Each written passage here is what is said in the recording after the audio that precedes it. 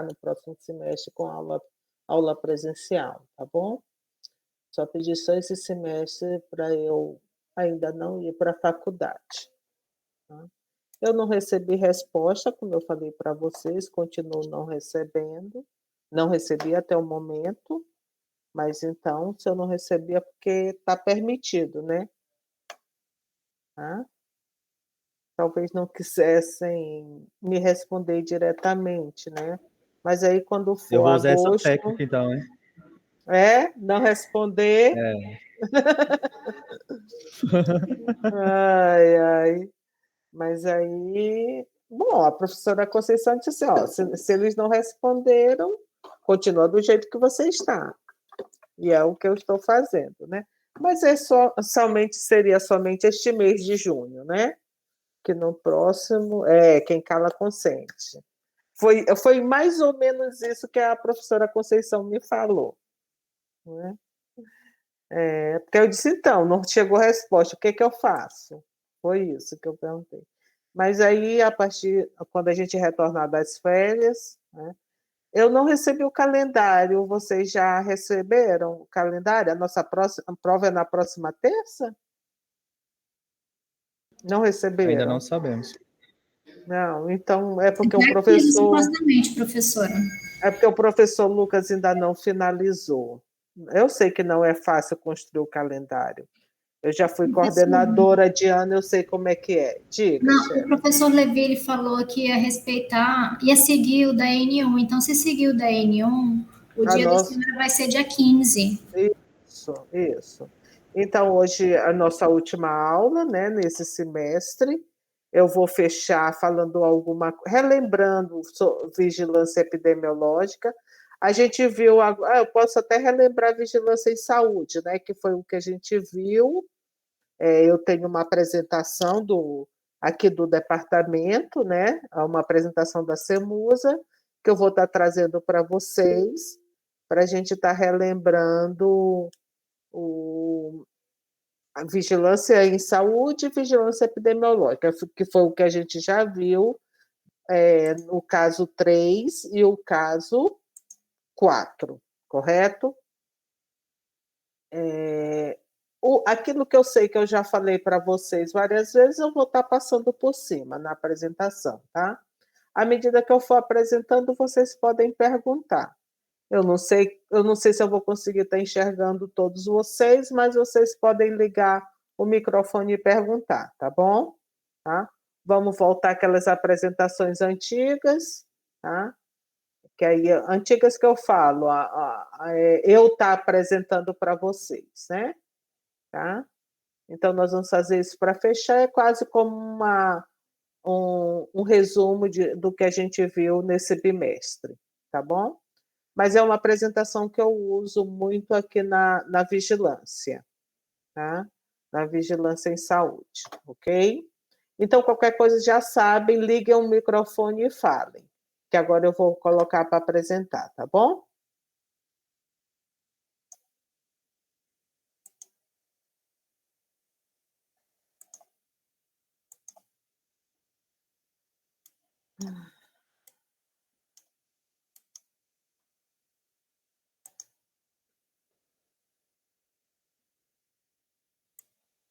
Tá dando para ver já? Tá sim. Ok.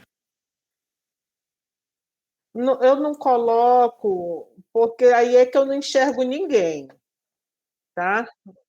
Ah,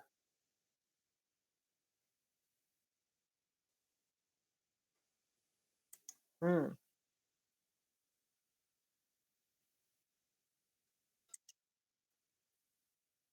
tá.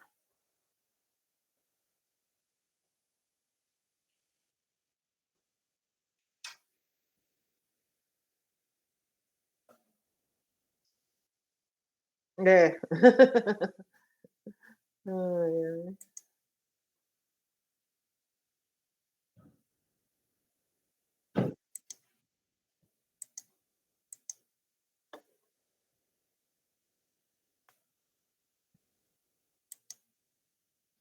Já mandou?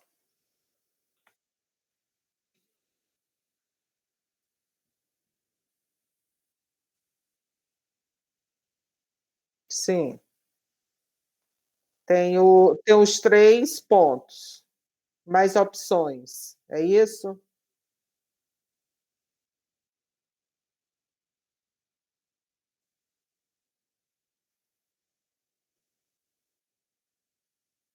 Aqui?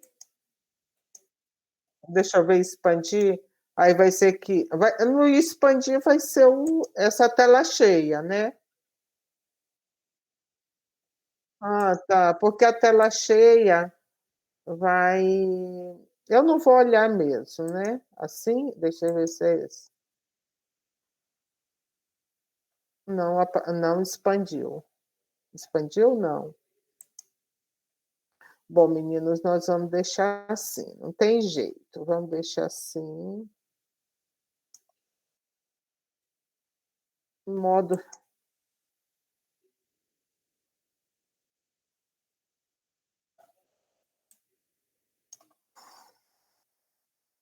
O pior que eu estou vendo.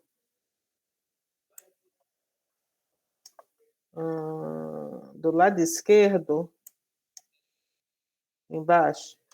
É porque agora mudou tudo, né? É, aqui, o pior que não aparece. Meninos, vai ficar assim por enquanto, tá? Vocês vão se adaptar ao que eu consigo, tá? Tá bom? Eu acho que tá dando para todos olharem, né? Melhorou? Tá ótimo, professora, tá ótimo. Aqui, diminuir. Pronto, diminuiu.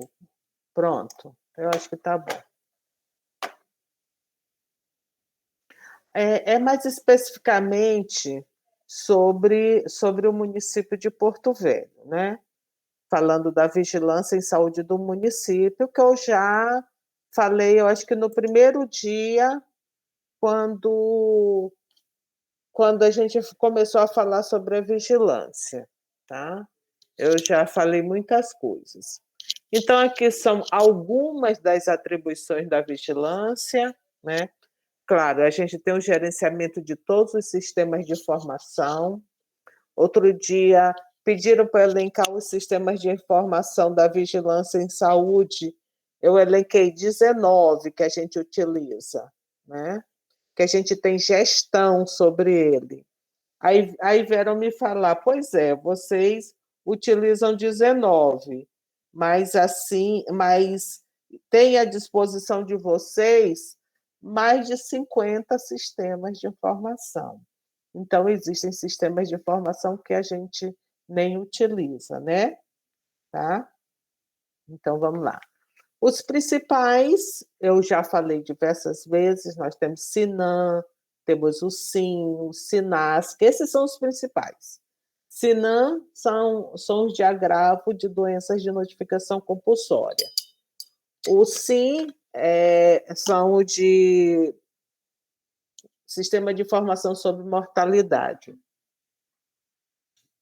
E o SINASC sobre nascidos vivos. Além desses, nós temos os da Vigilância Sanitária, a Notivisa, nós temos o CIVEP Malária, CIVEP Gripe, CIVEP Vetores Malária, e hoje nós temos 2 que são muito utilizados. Um é específico para os casos de Covid, que é o ESUS-VE, e o outro que é específico para os casos graves de influenza, que é o CIVEP gripe, ok? Então, que outras atribuições nós temos? Ações de detecção, notificação, investigação e confirmação laboratorial em doenças transmissíveis, e não só doenças transmissíveis, né? Nós vamos ver depois, já que também tem das não transmissíveis. Ações relativas aos programas de prevenção e controle das doenças transmissíveis, ações de vigilância, olha aqui, sobre os fatores de risco para doenças e agravos não transmissíveis, e as ações de vigilância em saúde, ambiental em saúde, que aí entra toda a parte parte do que vocês devem lembrar do que o Edson apresentou semana passada, né? Que ele apresentou sobre um vetor, que a doença é de vigilância em Porto Velho, que é a doença de Chagas, né? E a gente lança a mão de medidas de vigilância e de controle para o agente, que é o flebotomínio, certo? Não, mentira. É o barbeiro. Que flebotomínio? Apaguem isso da cabeça de vocês. É o barbeiro, que a gente viu semana passada aqui, é o triatoma, é o panstrôngilo, que é esse que é o agente transmissor da doença de Chagas. Certo? Certo, professor. Ok. Eu já mostrei esse organograma para vocês. É o organograma da Secretaria Municipal de Saúde. Deixa eu ver se tem o... Ah, não. Eu só tenho ela bem pequenininha, é o da Secretaria de Saúde, onde a gente tem aqui o Departamento de Vigilância em Saúde, que nós temos todas essas divisões e os CIEVs, né? Eu lembro que no bimestre passado, no início do bimestre, eu mostrei para vocês, ok? Tá? Vamos diminuir. Então, aqui é mais ou menos para mostrar para que veio a vigilância em saúde, né? Então, para planejamento e implementação de medidas de saúde pública, incluindo a intervenção, a atuação em condicionantes e determinantes da saúde para a proteção e promoção da saúde da população, prevenção e controle de riscos, agravos e doenças. Quer dizer que a gente não age, não trabalha somente em cima das doenças, né? Também dos fatores de risco, né? E dos agravos, né? Vocês viram muito bem quando o Edson apresentou sobre a vigilância da doença de Chagas, né? Deixa aqui minha foto, tá? A foto do Vigilância em Saúde saiu cortada, tá? E onde que começa essa vigilância, né?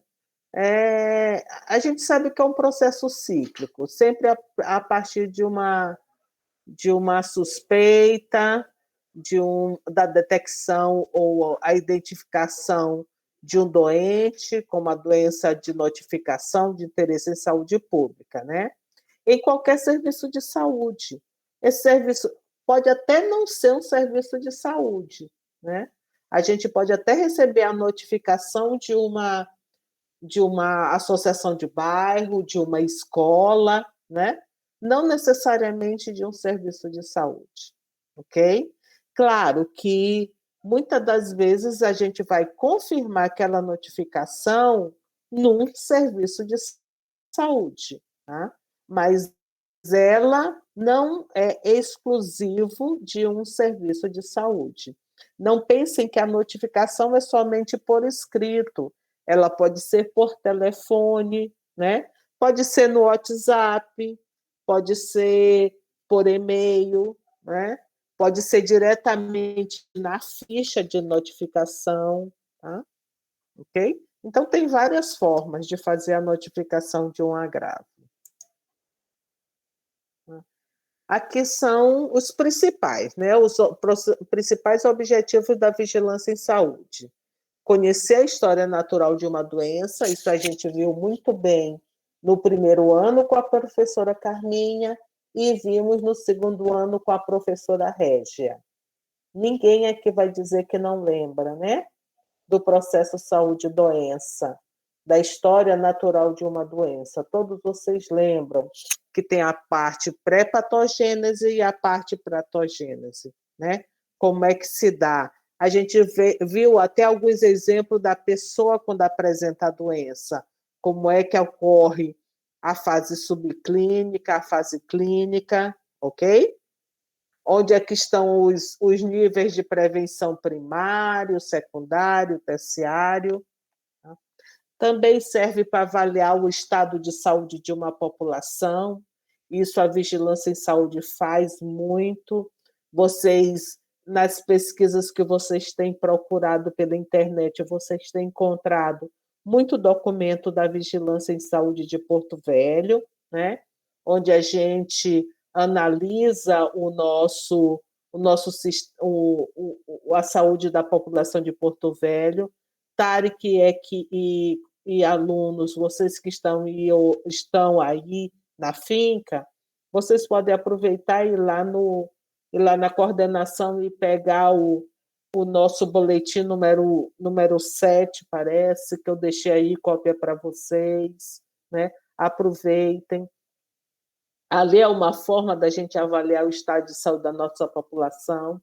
Atualmente, a gente está fazendo essa avaliação para construir o nosso plano municipal de saúde para os próximos 4 anos. A partir essa avaliação, a gente desencadeia ações de saúde pública, né? A gente pode estar dizendo o que tem que ser feito, que medidas que a gente pode tomar, que a gente deve tomar. Definir as prioridades. Às vezes a gente não consegue realizar tudo o que está planejado. Se não consegue, a gente tem que priorizar. Tanto que vocês viram no passado, ou a gente desenvolvia as ações contra todas as demais doenças, ou a gente só ficava na vigilância e no controle do Covid. A gente não dava conta dos dois, né? Até a gente se organizar, né? Até que a gente manter uma organização. Olha, fulano vai trabalhar a vigilância da sífilis, mas tem que trabalhar um dia por semana a vigilância do Covid, né? Porque tem que ficar atendendo telefone, tem que estar dando resultado, tem que estar verificando quem está curado. Vocês lembram, né? O que a Raíssa e a Ivonete falaram na semana passada, né? Não é fácil, né? Ainda mais um agravo que a gente foi aprendendo a fazer a vigilância dele, né? Era fazendo e aprendendo. Até hoje, a gente está aprendendo. E avaliar as medidas de controle e prevenção. Isso a gente já fez muito. A gente já estabeleceu uma ação que a gente viu que não deu certo. Já colocou para a nossa unidade, quando aumentou o número de casos, as nossas unidades atendiam de manhã a demanda espontânea para outros agravos e atendia à tarde os casos de Covid, né? Então, isso foi uma estratégia. A gente já lançou mão e está priorizando os atendimentos dos casos lá na UPA-Sul. Já instalou atividades de assistência lá no Manuel Amorim de Matos. A gente plantou o call center.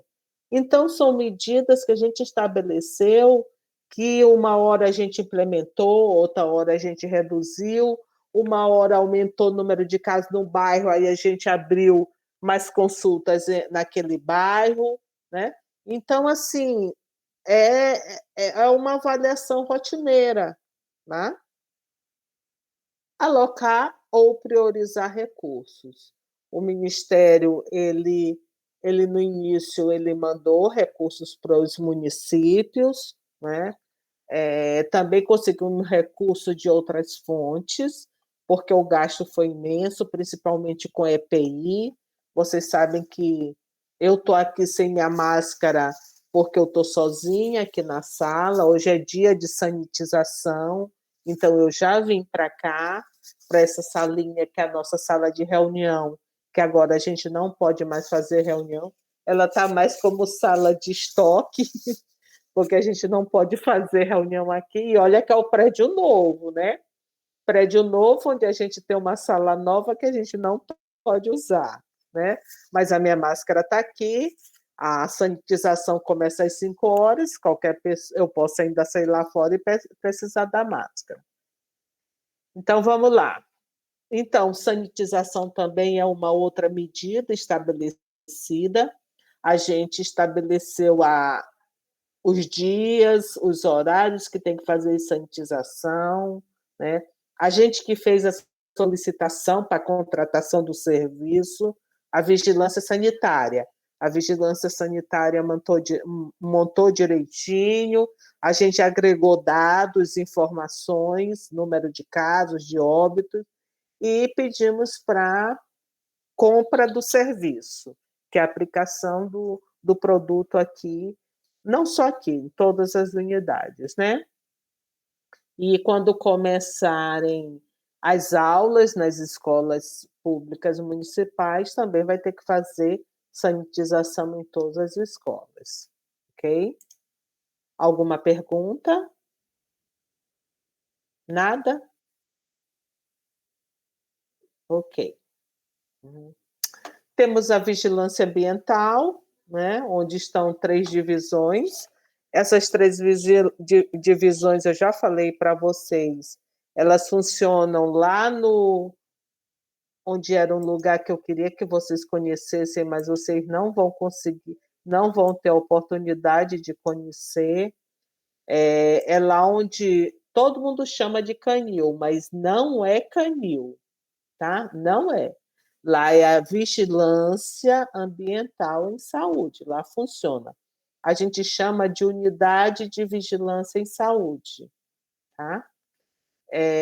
Unidade de vigilância em zoonoses, desculpa, unidade de vigilância em zoonoses.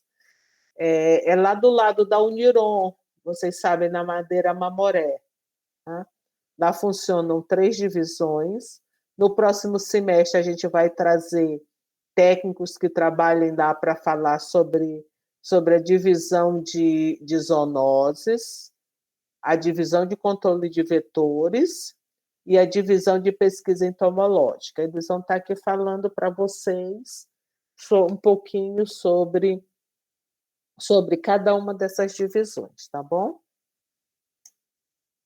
Bom, qual que é o trabalho deles? Eles trabalham o controle dos agentes transmissores, que pode ser vetor, hospedeiro e reservatório, e animais peçonhentos, para prevenção e controle através da prevenção e controle de agravos, que são as doenças e agravos que eles determinam, né? No nosso caso é malária, febre amarela e dengue. A gente faz a vigilância da raiva, a gente não tem raiva animal já tem um bom tempo, raiva animal de pequeno porte, do cão e do gato. Mas a gente tem raiva aérea, que é a raiva em morcegos. Então, de vez em quando, mas não é com a gente o controle, é com o Idaron, né? Que geralmente os morcegos, eles agridem, eu querendo encontrar o verbo, eles agridem o cavalo, o boi, né? Então, esses animais, eles já têm casos de raiva bovina aqui no estado, tá? E encontramos, de vez em quando, morcegos positivos para raiva. Tá? Então, e temos o trabalho também da doença de Chagas, né, que vocês viram, e de animais peçonhentos. Quando for animais peçonhentos, a gente pode até trazer o Edson de novo, que ele que é o responsável pela vigilância de acidentes com animais peçonhentos. Ok? Bom, agora nós vamos falar um pouquinho mais. Aqui, deixa eu ver se vamos falar um pouquinho mais sobre. A gente vai falar um pouquinho mais sobre a vigilância epidemiológica, que foi nosso caso 4. O nosso caso 3 foi vigilância em saúde, mostrando o todo, né? Todas as vigilâncias. Aí, ó, a vigilância sanitária está mais para trás. Agora nós vamos falar um pouquinho sobre a vigilância epidemiológica. A vigilância epidemiológica, ela através do conjunto de ações que vai proporcionar o conhecimento, a detecção e a prevenção. Qualquer mudança nos fatores determinantes e condicionantes, pode ser na saúde individual ou coletiva, para recomendar e adotar medidas de prevenção e controle. Tá? Então, Quais são as atividades? Primeiro, a gente tem a coleta de dados. A coleta de dados ela é feita em qualquer unidade de saúde, não é? Como? Na hora que preenche a ficha de notificação de determinado agravo, na hora que preenche a ficha de malária, de notificação de malária, de dengue, de leptospirose, e assim vai, né?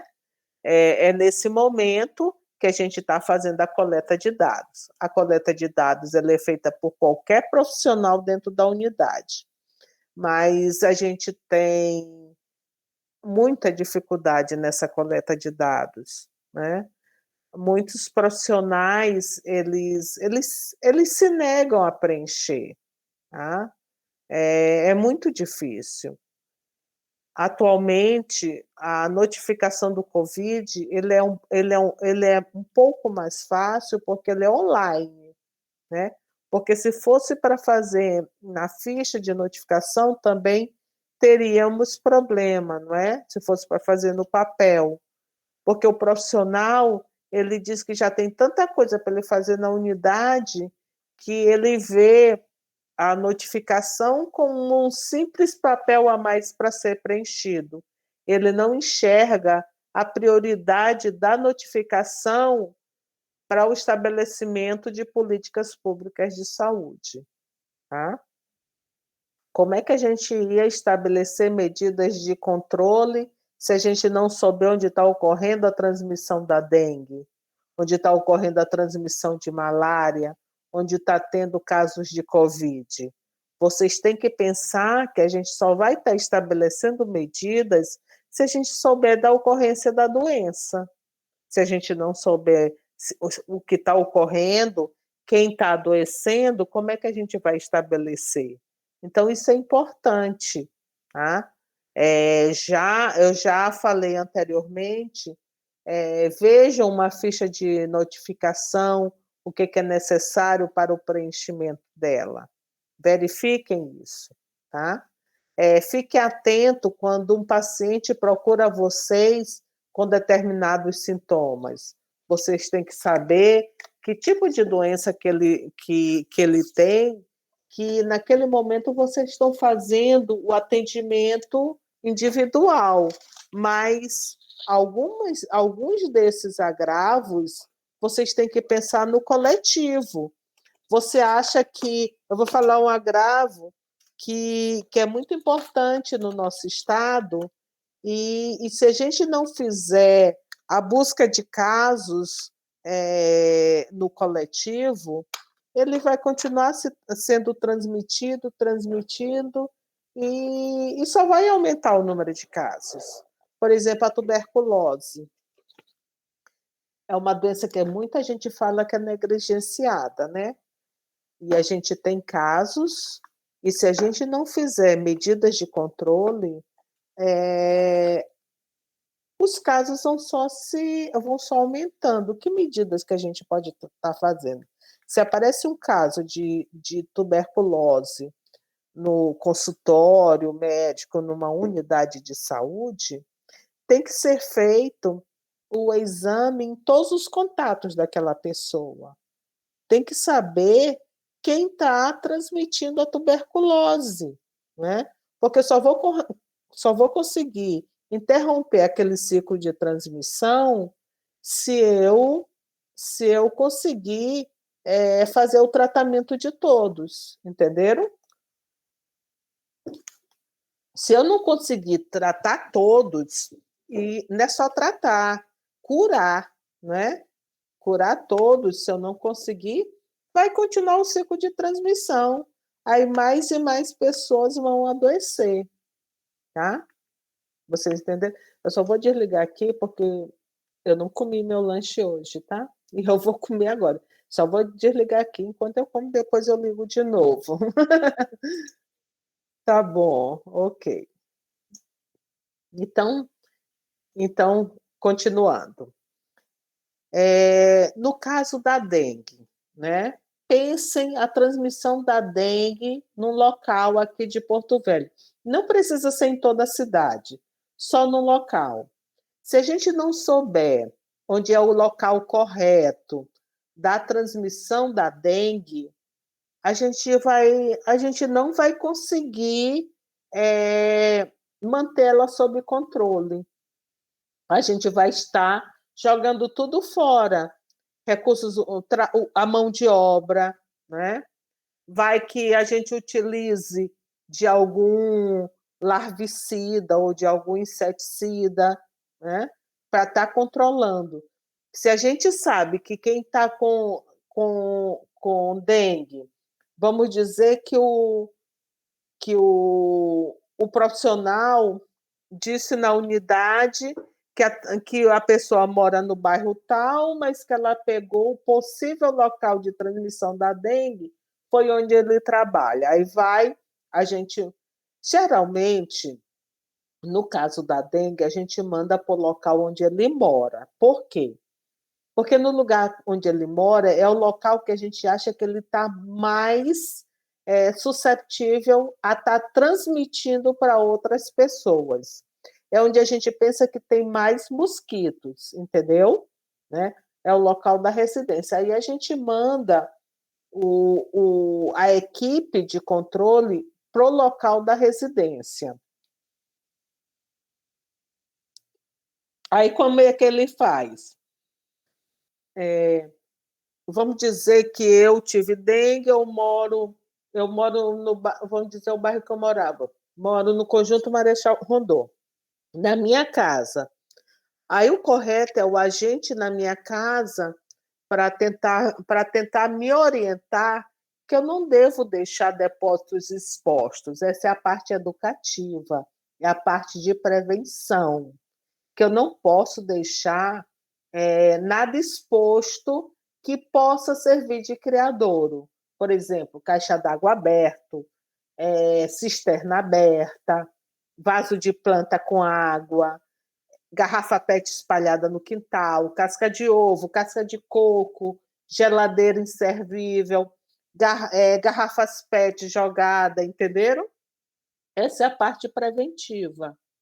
Mas aí está tendo, mesmo eu fazendo toda a parte preventiva, eu sei que está tendo transmissão da doença, está tendo casos de dengue. Como tem casos de dengue, eu posso utilizar o inseticida lá na área. Eu só posso utilizar inseticida, meninos, onde está tendo transmissão. Porque o inseticida não é para matar mosquito, é para fazer o quê? O que eu já falei? Não é matar mosquito. O que é? Ninguém lembra?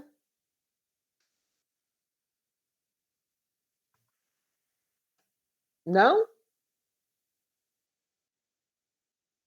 Controle de quê? Controle. Para fazer interrupção da cadeia de transmissão, né? Não é que eu vou conseguir matar somente os que estão doentes, os que estão transmitidos. Eu sei que eu não vou conseguir isso, mas pelo menos eu vou estar interrompendo o ciclo de transmissão da doença naquela localidade, tá? A gente tem que falar assim, a saúde pública não é para estar matando mosquito, pelo menos aqui na região amazônica. Por quê? Porque o mosquito já é daqui, gente. Aqui é o local dela, a região amazônica. A gente que veio para cá. Não foram eles que vieram para cá, não. A gente que veio. Tá? Então, a gente não tem que matar mosquito, a gente tem que interromper o ciclo de transmissão. Apresentar, fazer a aplicação do inseticida onde tem transmissão da doença. Tem muita gente que chega aqui e diz assim, tem muito mosquito, eu quero que vocês apliquem inseticida. Eu digo assim, olha, não é aqui. Não é aqui. Para vocês estarem matando inseticida, vocês têm que procurar uma dessas firmas que aplicam inseticida para matar mosquito. Aqui é somente se tiver a doença. Porque a gente recebe o inseticida do Ministério da Saúde, mas com base no número de casos que a gente tem. Também não adianta somente a população dizer que está tendo dengue, não. o caso tem que estar notificado, tá? Ok? A gente não usa inseticida se não tiver casos notificados de dengue. Não usa. E eu fico até feliz, porque aí eu não vou usar inseticida. Porque não é melhor, não é eliminar os depósitos? É melhor do que eu estar usando inseticida. Usando inseticida, eu estou fazendo, o que eu estou fazendo? Desequilíbrio ecológico, eu estou matando tudo. Eu não mato só um mosquito infectado, eu mato borboleta, abelha, gafanhoto, entenderam? Tudo que voa, de pequeno porte, claro, evidente, né? Ok? Então, a partir dessa coleta de dados, eu vou fazer o processamento desses dados, tá? Por que ela voa, Tarek? Pelo amor de Deus. Então, eu tenho notificado todos os casos das doenças, eu posso fazer o processamento desses casos, né? Esses casos são inseridos no sistema de informação e eu vou poder tirar do sistema de informação, eu vou saber qual a faixa etária que está adoecendo, qual é o bairro que está tendo mais transmissão, qual o sexo que está tendo. Isso é muito importante para mim, porque eu vou saber para onde direcionar o trabalho da minha equipe de campo, né? Se for, por exemplo, se for leptospirose, eu vou mostrar aonde que está, por que eu estou tendo os casos de leptospirose, né? Imagina se eu verificar que os casos de malária tá cometendo mais criança, né? Isso é normal? Mais crianças têm malária? Não, isso não é normal. É normal ser mais os adultos, que é o que estão mais expostos na hora de pescar, na hora de caçar, na hora de fazer um trabalho próximo a um córrego, a um riacho, entendeu? A gente espera quem tenha leptospirose é quem trabalha com limpeza, gari, é quem trabalha ao fazer perfurar poço, né? Ou então durante uma enchente, né? Que isso, a gente sabe que quando tem uma enchente, logo depois os casos de leptospirose aumentam, tá? Vocês estão me entendendo? Sim. Vou fazer um monte de pergunta na prova, viu? Vou fazer sobre hanseníase. Você acha que eu vou dizer do que eu vou fazer? Nunca!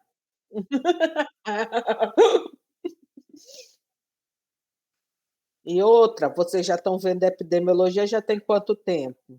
Vocês já estão no terceiro ano, né? No terceiro ano, vocês estão ouvindo sobre epidemiologia já tem 2 anos e meio, né? Então, vocês já têm uma bagagem muito grande sobre vigilância, né? Muito grande. E modesta parte, né? Professores de vocês, Carmine e Régia, né? Então, vocês não podem reclamar.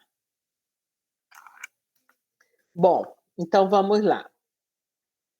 Nós falando do processamento de casos, eu já falei também sobre análise. Como é que eu analiso os casos? Como é que eu analiso por que está dando mais tuberculose em tal sistema prisional?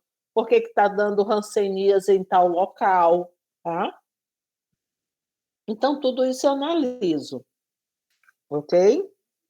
E, a partir dessa análise, é que a gente consegue colocar em prática as recomendações, não é? Se eu sei que tem muito gari com doença, com leptospirose, eu tenho que procurar a Secretaria de Limpeza Urbana para orientar, porque os garis não devem estar usando corretamente os EPIs, não é? Se eu estou tendo muita malária numa área indígena, eu tenho que fazer um trabalho nessa área indígena, né? Se eu estou tendo muita notificação no local de recreação, eu tenho que orientar naquele local, fazer recomendações naquele local para a população não usar determinada área, como a gente já fez lá no 21, a gente já fez essa orientação, tá? Sempre quando inicia um assentamento, as casas não tem parede, né? O nome já diz assentamento. Eles sempre são de lona, não tem como a gente estabelecer medidas de controle, que é o uso da borrifação nas paredes, né? Porque não tem como a gente borrifar as paredes, né? Não existe parede nas casas. Então, logo no início de um assentamento, tem muito caso de malária. Só que depois, quando já está mais estruturado, esses casos diminuem. A gente já teve muitos casos de malária em Rio Pardo, em União Bandeirante, em Joana d'Arc, tá? Que foram áreas de assentamento há anos atrás, ok? Então, depois das recomendações, a gente pode estabelecer promoção da saúde, né? E verificar se houve eficácia essas medidas adotadas, né? E também, e por último, fazer divulgação das medidas, né? Essas são as atividades primordiais da vigilância epidemiológica, ok? Aqui falando sobre o SINAM, tá? O SINAM, o SINAM, claro, começou somente com a anotação de casos em folhas. Em 1969, a gente não tinha nem computador, né? Não existia. Então, o que se fazia? Fazia a contagem de casos. A gente só notificava o nome da pessoa e a residência. Tá? Imaginem como foi que John Snow fez a contagem dos casos e dos óbitos por cólera em Londres, naquela época. Imagina como é que a gente fazia em 1960 aqui, como é que a gente contava os óbitos e contava os casos e os nascidos vivos, né? Então foi evoluindo, foi melhorando. Hoje, nosso banco de algumas doenças é online, tipo a dengue, na hora que a gente digita o caso, ele de imediato ele já é retransmitido para o Estado e para o Ministério. O ESUS é a mesma coisa, o CIVEP gripe também. Muitos agravos são online. A malária, ela é enviada no final da tarde. Nós temos os digitadores, são 2 digitadoras, elas passam os dias digitando, no final da tarde elas enviam um lote, tá? Isso diariamente. Bom, aqui é a portaria, a nossa última portaria de notificação compulsória. Ixi, aqui eu ainda não alterei. Deixa eu ver se eu alterei na outra. Não. Essa daqui é a de fevereiro, nós temos uma de maio do ano passado. Essa de fevereiro foi para inserir o Covid, né? Tá? E ela altera para mais doenças, né?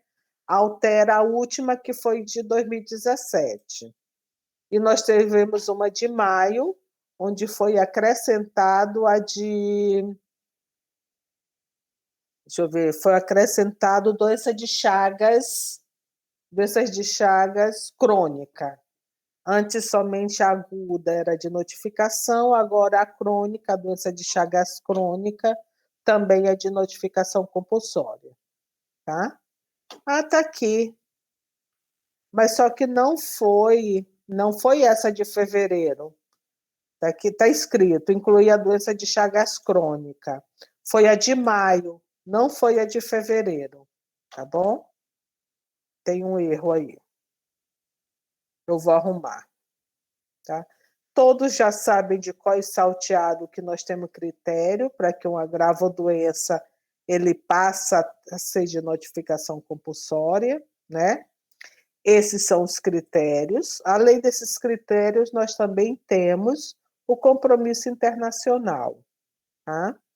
O compromisso internacional de cada país notificar os agravos de interesse em saúde pública para o mundo, né? Existe esse compromisso. Se surgir uma doença nova no meu país, eu tenho que estar notificando. Isso aconteceu com H1N1. Aconteceu primeiro foi a gripe aviária, depois a gripe suína, depois a... Não, primeiro foi a aviária ou a suína? Foi a aviária, né? Primeiro foi a aviária, depois a suína, agora com o coronavírus, né? Então, com cada um desses agravos, onde quer que ele aconteceu primeiro, o país é responsável pela notificação, né? Ele tem que notificar que está acontecendo aquela doença para que os outros países se organizem, preparem a sua vigilância para tentar evitar a entrada ou então se organizar da melhor forma possível, né? Não posso dizer que o Brasil se organizou bem para receber o coronavírus, né? Mas nós estamos sofrendo aí, né, as consequências. Essa é a nossa lista de doenças de notificação compulsória. Nós temos 48 agravos, né? Alguns agravos existe A, B, C e D, né? Como é no caso das meningites, dengue, né? Óbito, alguns óbito infantil, óbito materno, sífilis, que tem a adquirida, congênita e em gestante. Olha, o SARS-CoV está no 42, ó, 43. SARS-CoV e os MERS-CoV está no 43, A e B, né? Então, além dessa lista, nós temos os surtos, né? Nós temos qualquer surto, por exemplo, uma doença que aparece mais de um caso no mesmo local, na mesma residência, na mesma escola, no mesmo local de trabalho, é um surto, tá? Por exemplo, a varicela. A varicela, ela não é de notificação compulsória se for um caso leve, tá bom? Ela só é se for caso grave ou óbito. Mas se aparecer dois casos leves, ela pode ser notificada como surto. Entenderam? Tá? Não querem perguntar nada? Professora, no caso, por exemplo, a senhora disse que os outros países têm a obrigatoriedade de notificar, né, para esse Sim. preparo. No caso, por exemplo, a gente pode citar a própria pandemia, né? Se um país, ele, por exemplo, porque a gente sabe que existem políticas e políticas, né? E um país que tem umas portas mais fechadas, né? E tem um controle mais assíduo da imprensa, tem esse controle mais ditatorial, assim, ele pode, né, querer reprimir um pouquinho desses dados, né, querer Pode, um pouquinho, né? E como é que pode. estaria nesse caso? Existe algum órgão regulador supremo? Nesse caso, você pode estar falando da Coreia, né? Nesse caso, eles não participam da OMS, tá? Eles não fazem parte da OMS, infelizmente. muitos países, a grande maioria dos países comunistas, eles não fazem parte da OMS. Né? Aí não tem como impor sanções, não tem como. Né? Só tem aos demais porque eles assinam um tratado, tá?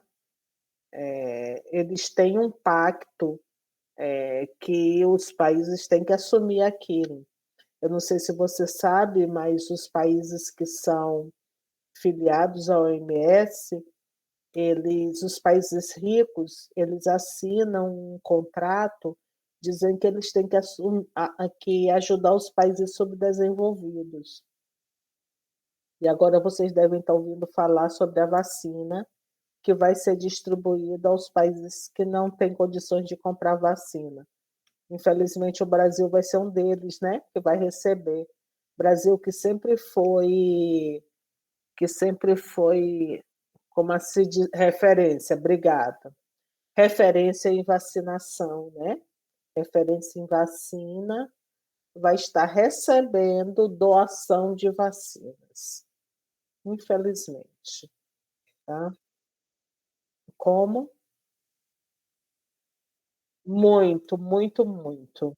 Eu lembro muito bem que quando foi o H1N1, a gente já estava muito bem preparado devido à gripe aviária, né? Devido à gripe aviária, tanto que não entrou a gripe suína como a gente achava que ia entrar aqui. Por quê? Porque as vigilâncias já estavam Foi bem. muito rápido, né, professora? Foi. Até a vacina, eu não lembro nem de onde veio a vacina da gripe aviária, mas foi assim, bem rápido, né? Foi bem rápido que veio, tá? Foi tudo rápido. Agora, tem uma coisa que eu acho que eu já falei, mas eu vou repetir.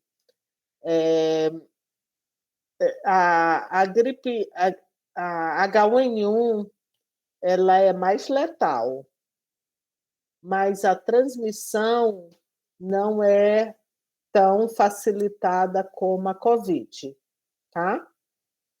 Mas o H1N1 é mais letal que o Covid. Dá para entender?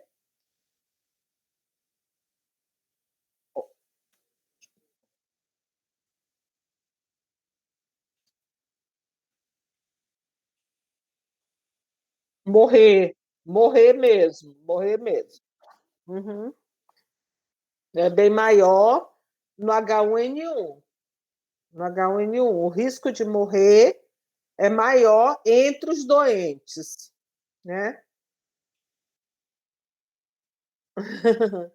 E enquanto que entre os doentes por Covid, o risco de morrer é menor, tá?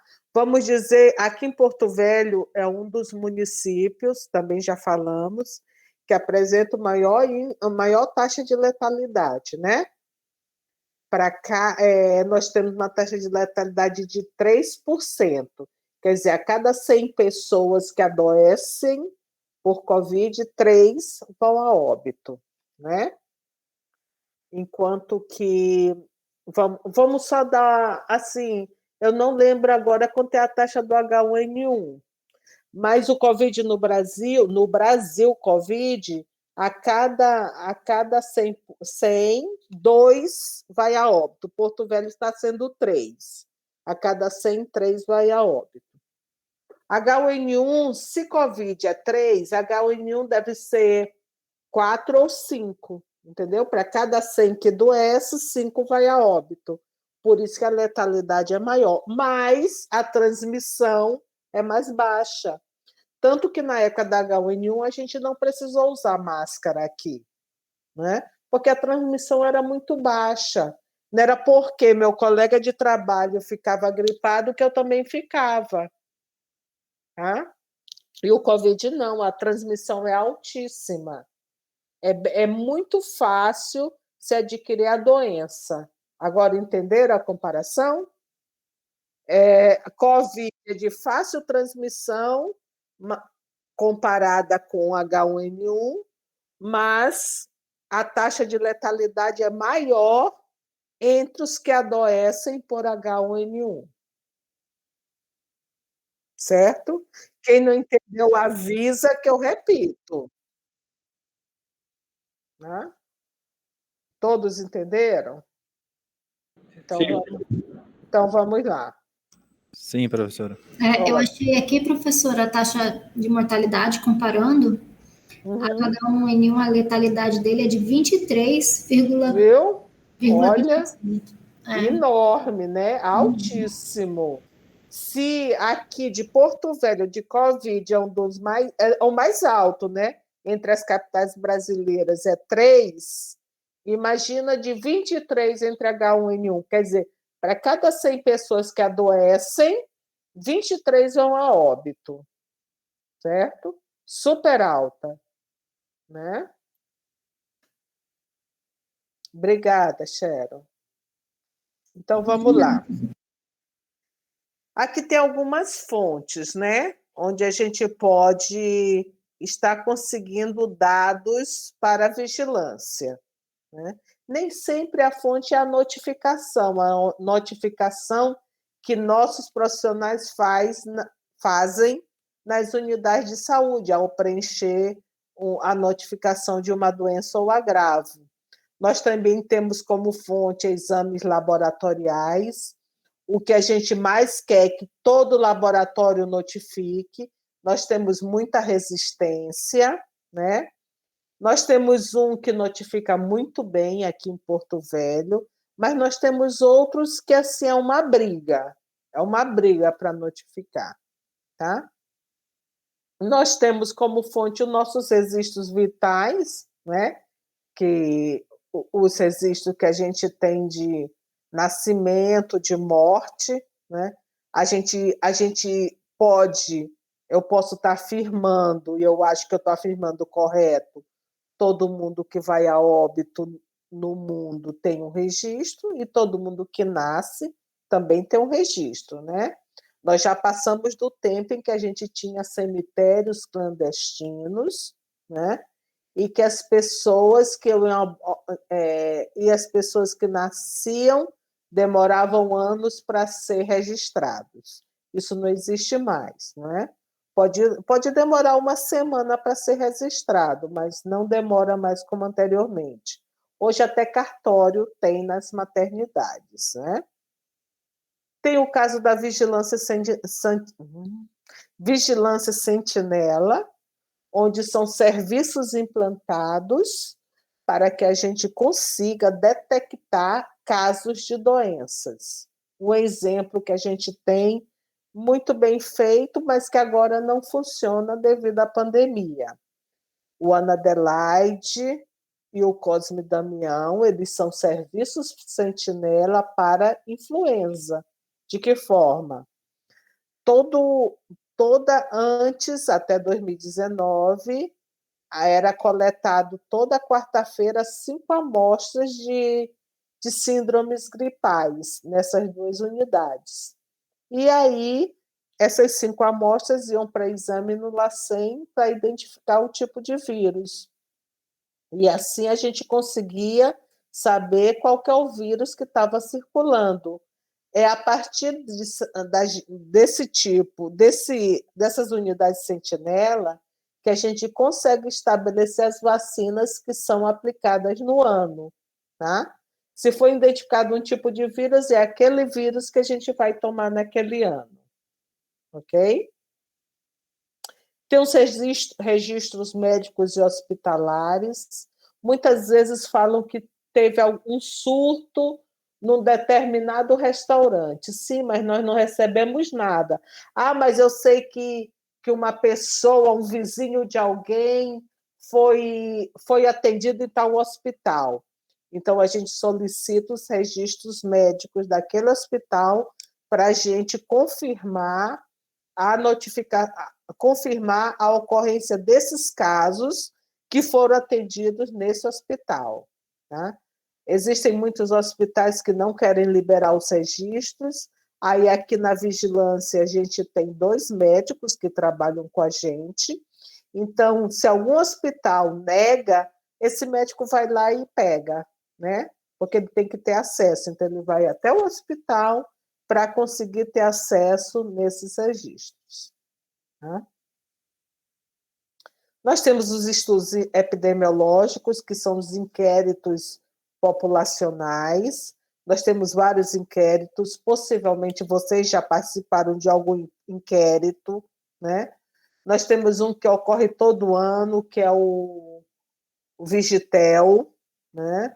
Ano passado eu falei para vocês sobre o Vigitel, quando eu falei dos tipos de estudo epidemiológico. É um inquérito de prevalência, porque é no momento que aí pergunta assim, você fuma? Quantos cigarros você fuma? Você come comida com gordura? Toma leite com gordura? Bebe bebida alcoólica? Então, com base nas pessoas entrevistadas, se tira o percentual, quantos por cento daquela população fuma, quantas por cento é obesa, quantas por cento tem sobrepeso e assim por diante. Né? São, em média, 95 perguntas que são feitas, e essa entrevista é feita todo ano para, em média, 2.000 pessoas por capital. Até ano passado foi feito somente em telefones fixos, mas já pensam na possibilidade de fazer em telefone móvel. Eu já fui sorteada 2 vezes, por facilidade da minha casa ter um telefone fixo. Né? E aí, sempre a pessoa sorteada, ela tem que ser entrevistada. Se não conseguir na 3ª vez ela ser entrevistada, aí passa para o próximo número sorteado. É aquela pessoa que tem que ser sorteada. Se eu não estou em casa, por 3 vezes, 3 ligações seguidas, não vão entrevistar meu marido nem meu filho, porque a sorteada fui eu. É uma pesquisa, tem que ser entrevistada a pessoa que foi sorteada. Né? Aí a gente tem um resultado de alguns indicadores, que é um resultado de prevalência. Eu vou saber quanto por cento da população, é uma amostra. Aquela amostra representa o município. Tanto por cento da população de Porto Velho é tabagista, tanto por cento fuma, tanto por cento bebeu alguma bebida alcoólica e depois dirigiu, e assim por diante. Eu só dei o exemplo de um inquérito, né? Mas existem vários inquéritos à disposição. Sistema de registro de dados administrativos, né? Esses registros de dados administrativos, eles podem a gente pode pegar em cartório, caso a gente precise, quantas pessoas se casaram, quantas se divorciaram. Isso é caso a gente necessite de algum tipo desses registros. Tem alguma pesquisa de casos e surtos, isso geralmente quem faz é a gente ou a unidade de saúde. Quando existe algum surto em algum restaurante, alguma lanchonete. O que eu conto sempre para vocês é o surto que aconteceu lá no Come Mania, não é? Em 2017. Eu falo do Come Mania porque ele foi amplamente divulgado, né? Se ele não tivesse sido divulgado, eu não estava aqui falando para vocês. Eu sei que ano passado, quando eu conversei com vocês sobre estudos, eu falei sobre esse para vocês, tá? E também a gente vive de rumores, tá? O que são os rumores? É o que sai na mídia, em jornais. Hoje a gente não usa muito jornal, né? Mas é mídia, né? Sim, Daiane, foi a maionese delícia, a maionese caseira. Eu lembro muito bem que eu falo para vocês, maionese caseira, o nome já diz, é caseira. Não é maionese caseira de restaurante, de barzinho, de lanchonete. Ela é caseira, tá bom? Ela não tem nenhum corante, nenhum acondicionante, a maionese caseira não pode ser nem guardada. Vocês sabem que estraga. Imagina numa lanchonete, né? Não tem como. Então, os rumores, a gente utiliza muito os rumores, principalmente na parte de saúde do trabalhador. A Ivanice vai estar aqui falando com vocês, ela deve falar dos rumores. Por quê? Porque, por exemplo, na mídia a gente vê que, infelizmente, que um servidor morreu ao cair de uma construção, sofreu uma queda, que foi eletrocutado, né? É assim que a gente consegue detectar, através de rumores, algum problema que pode estar envolvendo o indivíduo ou a comunidade, ok? Vamos lá. Eu estou vendo aqui a hora.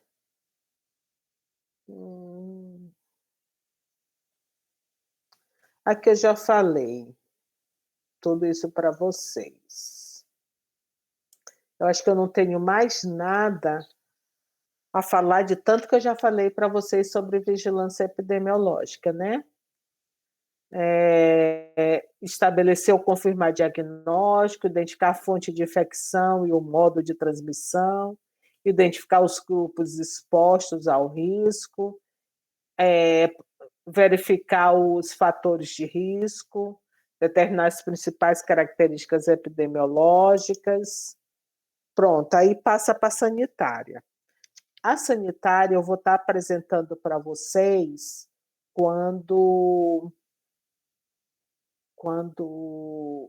nós formos falar da vigilância sanitária no próximo semestre, tá bom? Aí eu vou estar passando para vocês sobre a sanitária. Bom, eu vou estar mostrando. Eu não preciso salvar. O que eu teria que salvar? Nada. Mas eu salvei. Bom, eu vou apresentar agora para vocês um pouco dos nossos indicadores de saúde, tá? O que a gente tem, como é que a gente faz, como é que eu disse para vocês que nós estamos elaborando o nosso plano municipal de saúde, né? E aí, como é que a gente vai fazer? Por exemplo, hoje eu fiz algumas coisas sobre a parte da malária, tá? Eu fiz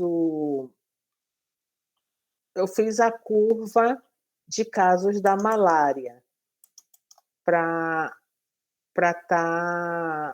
constar no nosso plano, tá? Eu fiz. Deixa eu ver se eu acho aqui para vocês o que eu fiz ontem, para vocês verem como é que eu coloco. Eu utilizo sempre o Excel, né? No ano passado, eu sei que eu ensinei vocês no ano passado a usar o Excel, não foi? Ensinei, né? Não lembram? Não ensinei. Eu não lembro não, tá? Mas eu mostrei para vocês como fazer gráficos, né? Eu acho que eu não ensinei como fazer no Excel, mas eu mostrei para vocês como eu faço gráficos, né? E aqui, por exemplo, para o nosso plano, a gente vai estar mostrando 11 anos, tá? Em alguns casos, a gente vai estar mostrando mais de 11 anos. Então, aqui, a gente tem o número de casos de malária desde 1999. E aqui embaixo, no vermelho, é o IPA, é o cálculo do IPA, é o Índice Parasitário Anual. Olha aqui, meninos, quantos casos a gente teve? Foi em 2005? foi o pior ano, 39 mil casos. Era malária para dar no, como é que diz? Na canela, né? Aí, a partir de então, a gente foi diminuindo. Tá? Foi diminuindo e a gente chegou em 2017, não, 2016, foi um ano que a gente teve menos casos. A gente chegou a 2.621. Mas aqui em cima não fiquem preocupados, é a população, tá? É a população para a gente, então, determinar o IPA, porque é o número de casos dividido pela população vezes 1.000. Quer dizer, para cada 1.000 pessoas, 5,2 pegaram malária em 2006. E a gente já está de novo com um aumento no número de casos. Olha como foi no ano passado, 5.998. Quer dizer, até este ano era baixa a transmissão de malária. A partir daqui, o risco já é médio. Quando passa do 30, é alto. Tá? Então, aqui já passou para médio, médio aqui já foi baixo. A gente passou 5 anos com ela baixa, e no ano passado já passou a ser alta. Só que aqui a gente já teve uma diminuição, né? Porque a gente está com 2.000 casos até final de maio. Né? Possivelmente a gente pode chegar próximo aos quase 6.000 casos do ano passado. Né? Olha aqui, é esse daqui que eu coloquei no plano. Né? Ah, não, minto, não foi esse, foi um que, aqui, mostrando a malária vivax, a malária falciparum e o total. Aqui é a malária falciparum, a vermelha, o total é a verde e a azul é a vivax.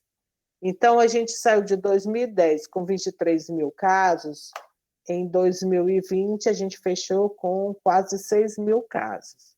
A gente pode dizer que é um ganho, embora a gente esteja aumentando. A gente espera que esse ano a gente consiga diminuir, porque a gente começou a colocar mosquiteiros nas casas, nos lugares onde está tendo ainda alta transmissão da doença. Tá? Então, esse daqui é uma forma que a gente vai estar apresentando sobre a doença no plano, e aqui, como medida, é continuar a implantação do mosquiteiro, o diagnóstico precoce e o tratamento também, são medidas que têm que continuar. Tá? Certo, meninos? Sim, Ok? professora. Então, esse daqui é um dos agravos que a gente tem que discutir muito na construção do nosso plano. Um outro, deixa eu procurar aqui um outro que é o da dengue. Professora, Sim, vai ter gráfico na prova? agora não, eu creio que não. Se tiver para vocês só analisarem, não para vocês fazerem. Né? Mas agora vai ser mais a parte de vigilância em saúde epidemiológica, né? Que foi, a gente viu vigilância em saúde no caso 3 e a epidemiológica agora no caso 4. Tá? Claro que a gente tem que pensar muito bem nos agravos, né? Tá? Eu sei que a gente falou muito com vocês mais sobre Covid, né?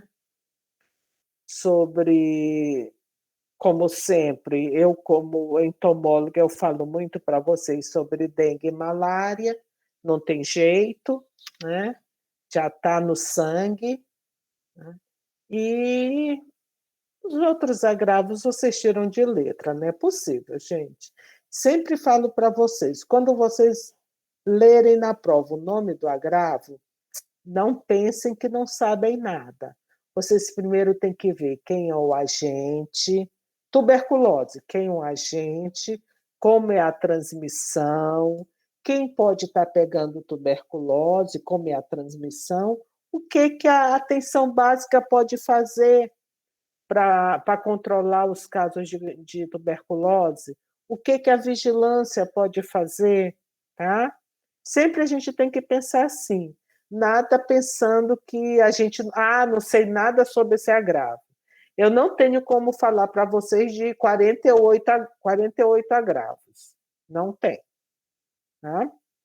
Então, vocês têm que saber sobre eles. Claro que vocês têm que... Vocês, como estudantes, futuros médicos, têm que saber sobre as doenças. Né? Vocês já estudam parasitologia, né? Vocês já estudam genética, já estudam imunologia, um monte de coisa para agregar informações para a vigilância.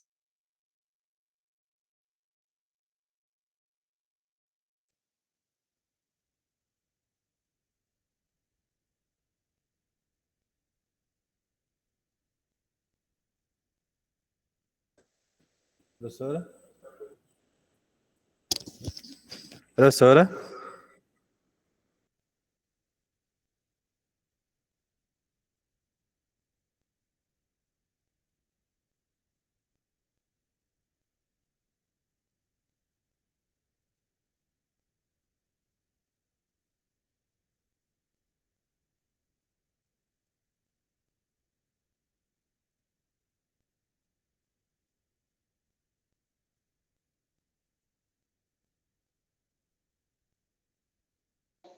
Bora?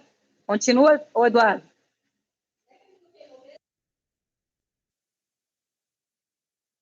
Meninos, eu não fui embora, tá? Só fizeram o favor de desligar a internet do prédio. Só isso. Só isso.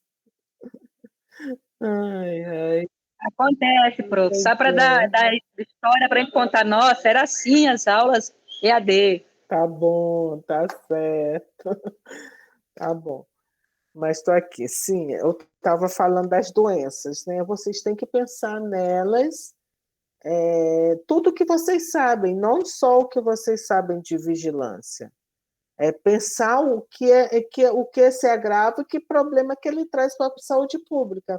E de que forma que a saúde pública pode estar trabalhando para minimizar o que essa doença traz. Entendeu? É isso que vocês têm que pensar, é dessa forma. Tá bom? Ok? Vocês têm alguma pergunta? Tem algo? Não? Não. Então tá, eu vou só procurar aqui a parte da... Não, eu vou procurar indicadores que já estão construídos para mostrar para vocês, né? Para vocês saberem, conhecerem alguns desses indicadores que a gente tem, tá?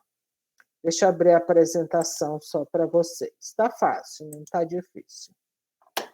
Só um pouquinho.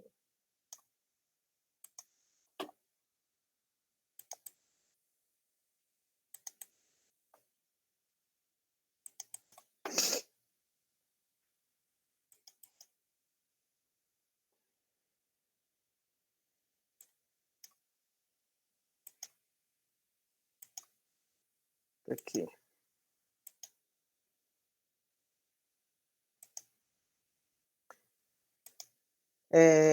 Eu não sei se eu já falei para vocês sobre todas as formas de impacto que o município já teve frente a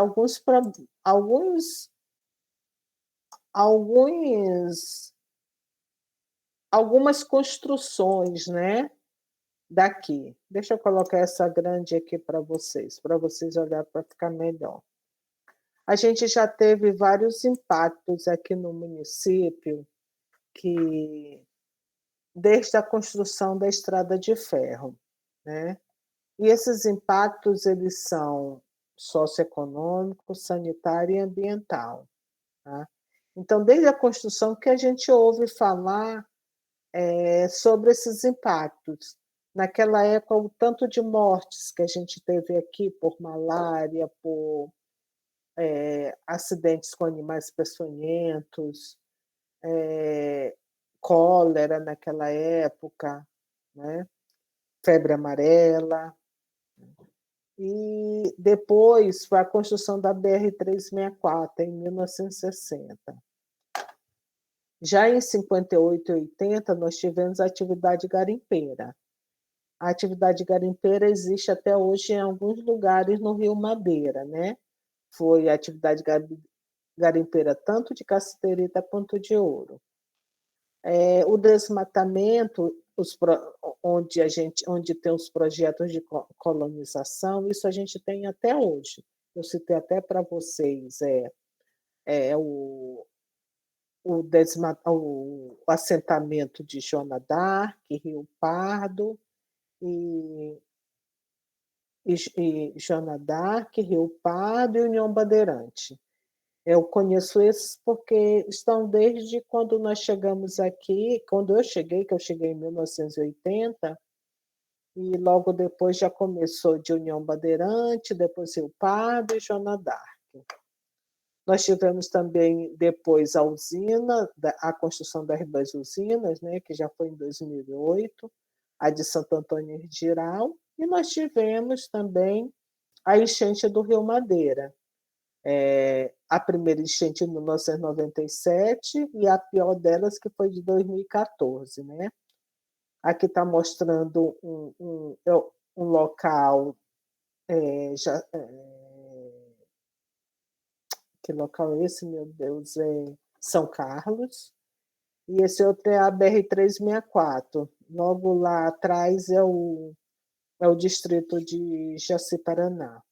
E nós temos agora, não é? Do ano passado, a pandemia, que a gente pode colocar como outro impacto, né?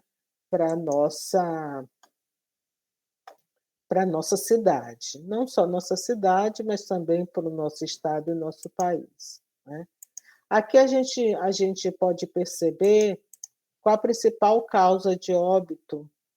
Eu peguei de 2019. Qual a principal causa de óbito da nossa população.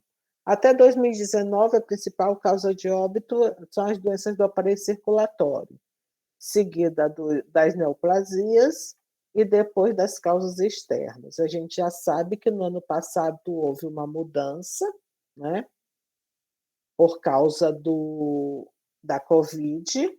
A Covid vai entrar aqui em algumas doenças infectoparasitárias, né? Durante anos, algumas doenças infectoparasitárias ficou em 6º lugar, né? Em média, morria 170, 180 pessoas por doenças infectoparasitárias, enquanto que no ano passado chegou aos quase 1.000, né? 1.000 óbitos devido ao Covid. Então, as doenças infectoparasitárias em 2020 ficou sendo a primeira causa de óbito. Não foi só em Porto Velho, no Brasil todo ou no mundo, né? E a segunda causa foram as doenças do aparelho circulatório, terceira causa, as neoplasias, e a quarta causa, as causas externas, certo? Aqui a gente vê a proporção, né? Quantos % da população morre por essas causas, e a gente vê que em 2019, o percentual maior era por doenças do aparelho circulatório, né? No ano passado, o percentual maior, 30%, foi por doenças infectoparasitárias. Chegou a ser 30% no ano passado. Okay? Aqui a nossa curva Nelson de Moraes, onde a gente vê o percentual da população que vai a óbito. Tá? Aqui é feito um corte de 2007, 2013 e 2019. 2007 é o azul, 2013 é o laranja, o cinza é 2019. Olha no azul, quanto % da população que morria tinha 0 a 4 anos. Em 2007, quase 10% tinha essa faixa etária. Quase 10% dos óbitos em 2007 tinha de 0 a 4 anos. Né? Já óbitos com mais de 50 anos era apenas 58%, quer dizer, do total de óbitos que ocorreram em 2007, 58% tinha mais de 50 anos. Quem dera a nossa população morresse quase que todo o percentual com mais de 50 anos. Era assim que a gente queria, né? Mas a gente sabe que morrem outros nessas outras faixas etárias, né? Mas tem melhorado o nosso indicador, porque em 2019, olha quanto foi menor de 4 anos. Já passou a ser 5,8%. Quer dizer, dos 100%, apenas 5,8% era menor de 4 anos. Já com mais de 50, foi 70% dos óbitos que tinha mais de 50 anos. Tá? Mas a gente ainda tem um gargalo aqui de 20 a 49. A nossa proporção de pessoas que vão a óbito ainda é alta, de 20 a 49 anos. E é aqui que a gente quer que diminua. Tá? Quer que essa população ela chegue até mais de 50, para aumentar a nossa expectativa de vida, não é isso? Aumentar a qualidade de vida da nossa população. Então, o que a gente quer? A gente quer que isso diminua até para menos de 10%, que essa figura ela tenha uma forma de um J, bem arredondado, né? Que não morra mais tanto de 20 a 49 anos.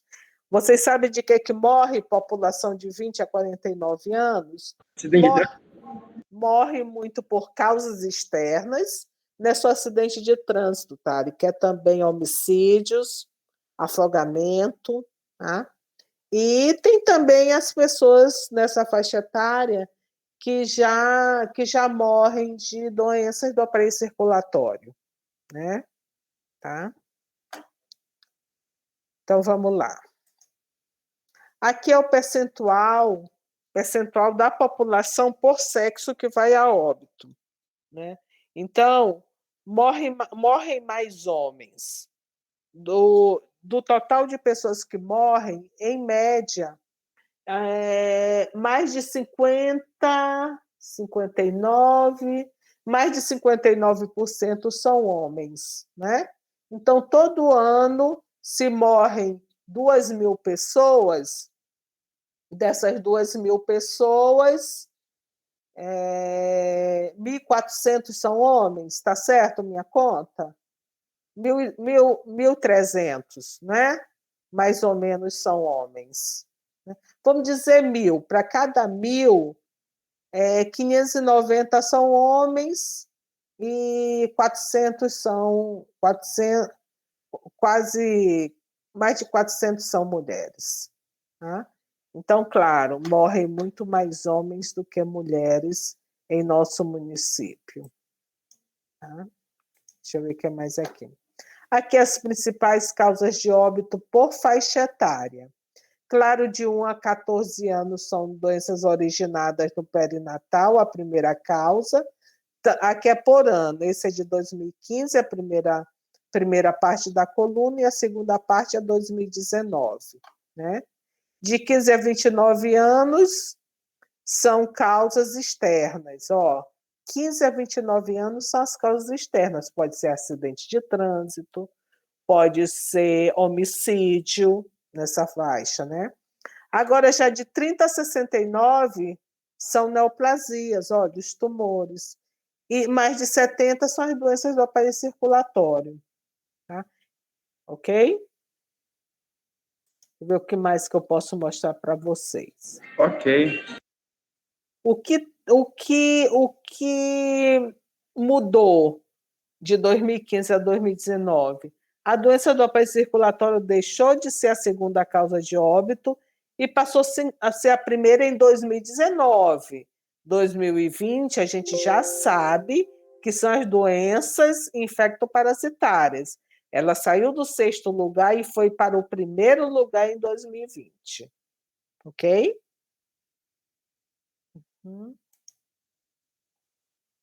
Aqui a taxa de mortalidade por doença do aparelho circulatório. Para cada 100 mil pessoas, 86 morrem por doença do aparelho circulatório. A nossa média é de 84 a 99, dá uns 93, né? 92 vão a óbito por doença do aparelho circulatório. Aqui é por diabetes, por aquelas 4 principais, de mais de 30 e menos de 70, que é doença do aparelho circulatório, neoplasia, diabetes e doença do respiratório crônica. Mas isso é o que a gente quer diminuir, é essa, né? Porque a gente não tem como pactuar, não é vulnerável a gente pactuar causas externas, não tem como. Agora, a gente pode pactuar essas crônicas não transmissíveis, porque são doenças que a gente pode estar trabalhando desde o início da vida, não é? Aqueles fatores de risco que podem ser modificados, trabalhando desde o início da vida para que não morra nessa fase, que é tabagismo, álcool e drogas, alimentação, exercício físico e assim por diante. Por causas externas, o que mais mata a nossa população? Vamos ver aqui em 2019. Homicídio, primeiro lugar. Segundo lugar, acidente de trânsito. Terceiro, outros acidentes. Quarto, suicídio. Quinto, quedas. E